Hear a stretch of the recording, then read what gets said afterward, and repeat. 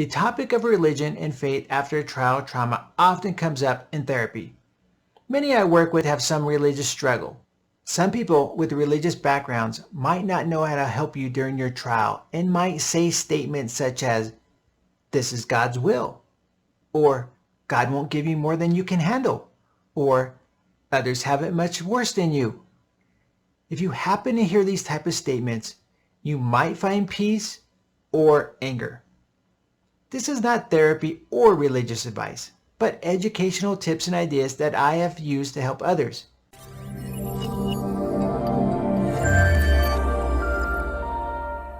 Many people I've worked with connect with some unseen power and find it helpful after a trial or trauma. Even those who do not profess to believe in an organized religion will often acknowledge some unseen power that keeps the planets and stars in motion in the universe.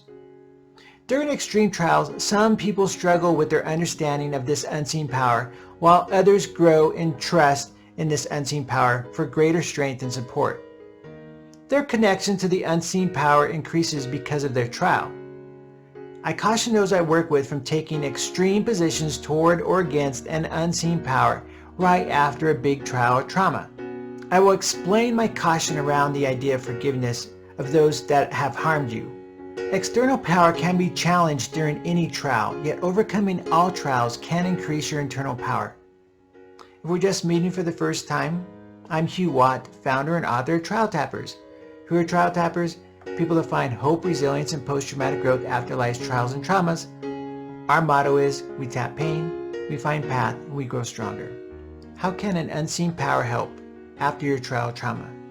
When family and friends and professional therapists can't help, is there an existential or higher power that you can rely on for help? When people come to me for help after trying many approaches and are looking for more, I often use a lesson I call Tap Your Unseen Power to overcome your trials. This video introduces you to the fourth of my trial action path, or TAPs. Here is an on and off switch to a huge electrical plug. In this illustration you see below, the switch and the plug have various symbols depicting religious groups, nature, and meditation. When I moved into a previously owned home, I was initially excited to find a 220-volt plug in my garage, which I expected to use for an air compressor or a welder. I soon found out that the previous owner of the home had actually wired a 110-volt into a 220-volt plug. This deceptively wired plug became a lesson to teach about unseen power many turn to during their trials. This unseen power is sometimes referred to as God, spirituality, religion, meditation, nature, or the universe. Visually, you cannot see the strength or power of this power plug to which alone you control the on and off switch. Trials and traumas can challenge the strength of these beliefs in an unseen power for many. Some lose faith and or decrease in their previously held support of the unseen power and might even turn their switches off. They begin to believe there is no unseen power in the universe, or feel their unseen power let this happen to them, despite all the good they have done in their life. Sometimes your trauma or trial may be so devastating that helpful others mentioned in a previous video can only do so much to relieve your pain. When this happens, I encourage you to find whatever unseen power you can rely on to bring you peace once again. It is not uncommon for someone's outer appearance to suggest they are at peace with their trial, and yet inside they have turned off their connection to the unseen power. You are the only one who really knows what strength is inside of you. Often I find clients struggling with the notion of this religious obligation to forgive someone who has caused them harm.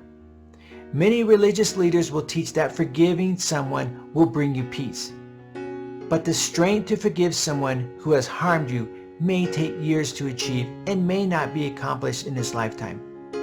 Skilled spiritual leaders can be very helpful during a difficult trial or trauma. However, I would encourage spiritual guides to tread delicately on the topic of forgiveness. Some spiritual guides might try to force a victim to remove their bad feelings about the perpetrator and demand they demonstrate or profess some form of forgiveness in order to move on. I never tell a client they need to forgive someone who has harmed them.